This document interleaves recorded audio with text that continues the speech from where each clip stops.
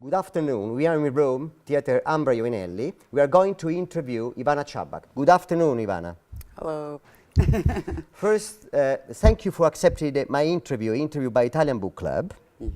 My pleasure.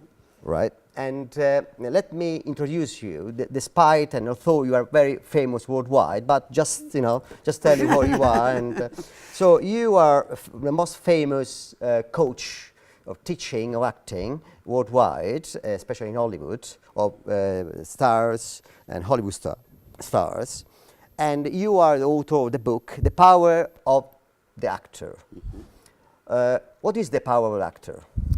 The power of the actor is a technique which is based on, instead of making emotion as its end in itself, which is like method acting, it's taking that same pain and trauma of someone's life and using that to fuel a way to overcome and win whatever the objective is.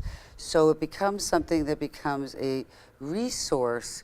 Pain becomes a resource to overcome and fix something or gain something, as opposed to a way to self-destruct. And I think that's just a good way to live life too. And how and when you have this idea to, your method, it's quite a unique method, and your book is considered as a Bible of the actors. How and when you have this idea?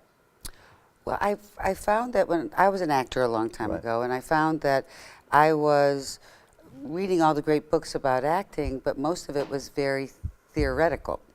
And you can't really apply practically theory. So I said, someone needs to write a book on how to actually do script analysis, how to really break down a script, but a real practical guide.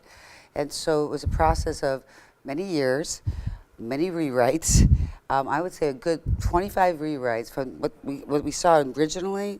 It was like this big. It was very dense and not very easy to understand. But so it went through process of a process to make it really available to a beginner, to an advanced person, and to a master's student. And so that required it to have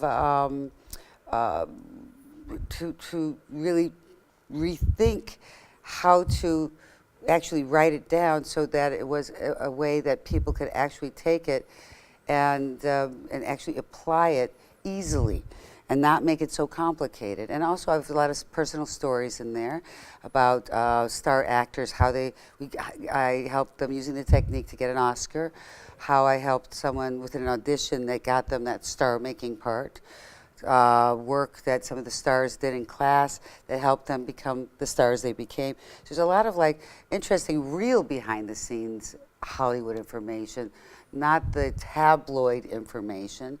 Because tabloids, they say someone shows up to LA, they get discovered on the street, and that's how they make it. But it's all about study, and all the big stars that I've helped make big stars, but all the stars that I have nothing to do with. It's about study, it's about being informed, and it's about taking the time to really be tenacious and take rejection as a reason to be fueled to get what you want in spite of anybody telling you can't get something. So you could always, here's the thing about dreams. It's like other people may tell you can't follow your dreams because you can't for many all reasons, these reasons, right? Yeah. But you know what? You have to say, screw you. It's up to because you. I want my dreams, and It's this up is to what me, I right, want, yeah. and it's up to you to just say, not to listen to that. And by using, again, my information in the book, it's like saying, take the negative, take the naysayers, and say, you know what? I'm going to prove myself in spite of you and because of you. Right. So your unique technique, method, comes from the classical masters like Stanislavski and Meisner. What is the Not difference? Meisner. Meisner is total opposite technique. Stanislavski is the Russian guy, Right. And he was all about personalization and recreating real, human behavior. I just keep taking it to the next steps to make it more about a win situation, so we're going to win something with it. Meisner is about reaction. I'm about being proactive. So Meisner technique is about, I hear and listen to the other person, and then I respond to that, and a truthful response. But my technique is about driving a scene, being proactive. Oh, right. So it's like, I'm not going to sit and wait for you to give me something so I can respond. I'm going to give you something so you will respond. So it's proactive versus reactive.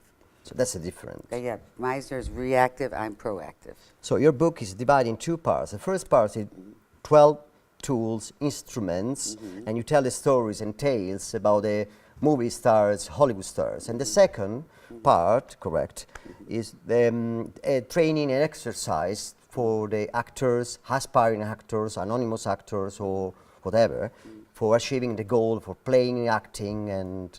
For like if you have to play drunk, there's an exercise to really feel organically drunk. If you have to play a heroin addict, there's exercise in there to make you really feel organically high on heroin. I worked with Beyonce in a movie. She had to play a heroin addict, and she used the exercise and really felt high. And if you watch the movie, she looks high. And it actually literally changes your pupils, the skin tone, because these exercise creates a reality that it's really, you really feel it. It's an exercise for cocaine, an exercise for alcohol, for marijuana, for LSD, on and on and on. As you know, Rome and Italy during 1960s was the second country in the world for movie industry, and we had movie directors like Federico Fellini, Marcello Mastroianni, the actors, and Dolce Vita in Via Veneto. What about now, and if we have hope? I don't know enough about the industry to say, well, I was going to say this, I don't know about the Italian industry, but I can say if you ever lose hope, then that's your problem. You should always maintain hope, because there's always hope in every situation. Until you die, there's always hope. And there's always light. It may be a small light, it may be a big light, but there's always light to go towards. And that's the whole thing about, don't ever let anybody say, well, we haven't made movies that are like the 60s in 40 years. But it doesn't mean you can't do that tomorrow. Right. You know? Okay. The last question, then I don't want to bother you more. Oh, no. It's a pleasure. Oh, thank you, thank you. So, during a workshop last year, you have met Valentina Paterna, and you appreciated her, appreciated her talent. What did you find in her? What did you discover in her? What did you? Well, I discovered that here's a person who reminded me very much of the talent of Charlie Chaplin. That you didn't have to hear her voice to respond to. There's vulnerability that is, there's vulnerability that creates a humorous end result, just like Charlie Chaplin. So it's like you'd see her, you'd watch her, but it wasn't about the way she talked, 'cause I didn't understand, and she doesn't speak English. But the audience responded to her before she opened her mouth. The moments that we were seeing from Bridesmaids, where there's a lot of like part of it that she doesn't speak, and it was like she got the biggest laughs when she wasn't speaking, like Charlie Chaplin. But there was a vulnerability, that kind of sad tragedy in the eyes meets I want to win anyway. I want you to like me anyway, and the end result is got a classic comedy person to it. Probably she's our hope in some way. I think so. Well, thank you. So thank you for the interview, and thank you for your great book. I thank you for acknowledging that.